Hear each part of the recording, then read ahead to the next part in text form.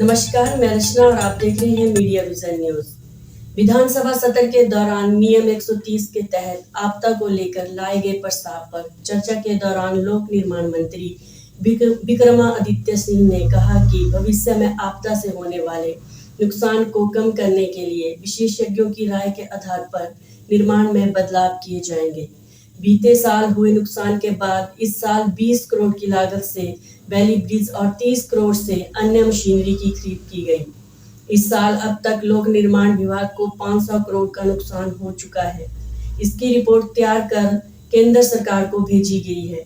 बीते साल भी विपक्ष ने आपदा में सहयोग नहीं किया और इस साल भी विपक्ष का रवैया सही नहीं है। हिमाचल प्रदेश के सरकारी स्कूलों में बैच वाइज आधार पर चयनित जिन जेबीटी शिक्षकों ने मंगलवार दोपहर तक स्कूलों में कार्यभार नहीं संभाला, उन्हें नौकरी गंवानी पड़ेगी। बैच वाइज आधार पर चयनित 1122 जेबीटी को 3 सितंबर तक पद संभालने के निर्देश दिए गए थे। चयनित शिक्षक अगर मंगलवार दोपहर तक स्कूलों में नहीं पहुंचे तो वेटिंग लिस्ट में अगले अभ्यर्थी को मौका मिलेगा। प्रारंभिक शिक्षा निदेशक आशीष कोहली ने बताया कि 3 सितंबर तक पद संभालने का आखिरी तिथि है। इसमें कोई छूट नहीं मिलेगी। अगर कोई चयनित उम्मीदवार 3 सितंबर तक स्कूल में ज्वाइनिंग नहीं देता है तो उसके स्थान पर वेटिंग लिस्ट में आने वाले अगले अभ्यर्थी को नौकरी के लिए बुलाया जाएगा। हिमाचल प्रदेश के हमीरपुर गांव चौरी के पास भूस्खलन के कारण मेन पाइपलाइन के टूटने से लगभग 7 पंचायतों की पेयजल आपूर्ति आंशिक रूप से बाधित रहेगी। जल शक्ति विभाग के हमीरपुर उपमंडल के सहायक ने बताया कि ब्यास नदी से पेयजल आपूर्ति करने वाले 2 बड़ी पेयजल योजनाओं की मेन पाइपलाइन क्षतिग्रस्त हो गई है, इसलिए पानी की सप्लाई आंशिक रूप से बाधित रहेगी। इन्होंने क्षेत्र के सभी उपभोक्ताओं से सहयोग की अपील की है। हिमाचल प्रदेश में सरकारी विभागों के कर्मचारियों को अगस्त का वेतन नहीं मिल पाया है और न ही पेंशनरों को पेंशन ही मिल पाई है। सोमवार को 2 तारीख बीतने पर भी वेतन और पेंशन न मिलने से कर्मचारी परेशान रहे। कर्मचारियों को वेतन 5 सितंबर तक ही मिल सकता है, जबकि पेंशनरों को पेंशन उसके बाद ही दी जाएगी। हालांकि वित्त विभाग के सूत्रों के अनुसार वेतन और पेंशन का भुगतान 5 सितंबर या इसके बाद कर दिया जाएगा। दरअसल कर्ज लेकर वेतन देने और इस पर पड़ने वाले ब्याज से बचने के लिए ही यह वित्तीय प्रबंधन किया जा रहा है। हालांकि बिजली बोर्ड के कर्मचारियों और पेंशनरों को वेतन पेंशन सोमवार को दे दिया गया है। हिमाचल प्रदेश जिला मंडी में खेल परिषद की बैठक उपायुक्त अपूर्व देवगन की अध्यक्षता में आयोजित की गई। इसमें जिला में खेल अधोसंरचना के विकास पर चर्चा की गई। उपायुक्त ने कहा कि मंडी जिला विभिन्न क्षेत्रों में उत्कृष्ट कार्यों के लिए अपनी विशेष पहचान रखता है।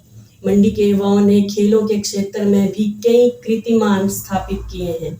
खिलाड़ियों को बेहतर सुविधाएं उपलब्ध करवाने के लिए जिला खेल परिषद अपना निरंतर सहयोग देती आ रही है। उन्होंने कहा कि खेल कल्याण योजना के अंतर्गत उभरते हुए खिलाड़ियों को खेल उपकरणों एवं डाइट मनी के रूप में वित्तीय सहायता प्रदान की जाती है। इस योजना के तहत राष्ट्रीय स्तर की प्रतियोगिताओं में मेडल प्राप्त करने वाले 20 वर्ष की आयु तक के खिलाड़ियों को लाभान्वित किया जाता है। उन्होंने कहा है कि इस योजना के तहत वर्ष 2023 और 24 में 1,70,000 की राशि व्यय की गई। हिमाचल प्रदेश के हमीरपुर जिला में एडीएम राहुल चौहान ने सभी 10 गैस एजेंसियों को उपभोक्ताओं की सुविधा और उनके अधिकारों की रक्षा के लिए सभी आवश्यक कदम उठाने के निर्देश दिए हैं। उन्होंने कहा है कि गैस सिलेंडरों की सप्लाई करने वाले हर वाहन में भार तोलक मशीन और लाउड स्पीकर होने चाहिए। राहुल चौहान ने कहा है कि गैस सिलेंडर का वजन करें तथा उपभोक्ता की संतुष्टि के बाद ही इसे वितरित करें।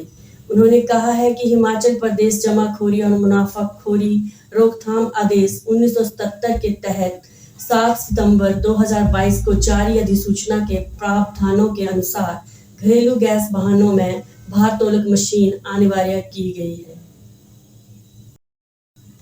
हिमाचल प्रदेश के हमीरपुर जिला के टोनी देवी के गांव सुराह में पंजाब नेशनल बैंक ग्रामीण स्वरोजगार संस्थान की ओर से आयोजित महिला उद्यमी प्रशिक्षण शिविर मंगलवार को संपन्न हो गया।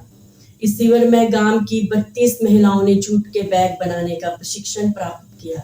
शिविर के समापन अवसर पर संस्थान के निदेशक अजय कुमार कतना और अन्य अधिकारियों ने प्रतिभागी महिलाओं का मार्गदर्शन किया तथा उन्हें अपना उद्यम स्थापित करने के लिए प्रेरित किया।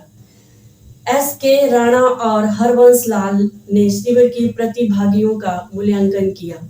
स्थानीय पंचायत प्रधान रीना सपहिया ने शिविर के आयोजन के लिए RCT प्रबंधन का आभार व्यक्त किया।